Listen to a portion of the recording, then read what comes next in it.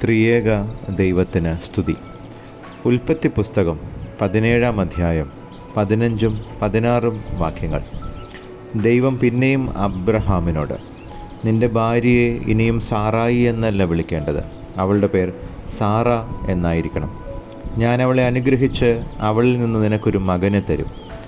ഞാൻ അവളെ അനുഗ്രഹിക്കുകയും അവൾ ജാതികൾക്ക് മാതാവായി തീരുകയും ജാതികളുടെ രാജാക്കന്മാർ അവളിൽ നിന്ന് ഉത്ഭവിക്കുകയും ചെയ്യും എന്നരുളി ചെയ്തു.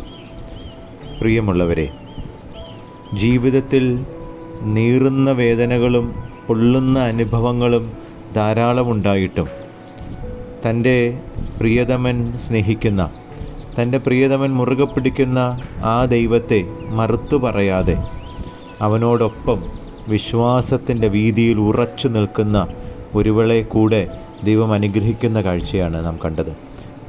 അബ്രഹാമായി വിശ്വാസികളുടെ പിതാവായെങ്കിൽ അവൻ്റെ സഹധർമ്മിണിയായ സാറയായി സകല ജാതികൾക്കും മാതാവായി യഹോവയായ ദൈവം അവളെ അവരോധിക്കുക.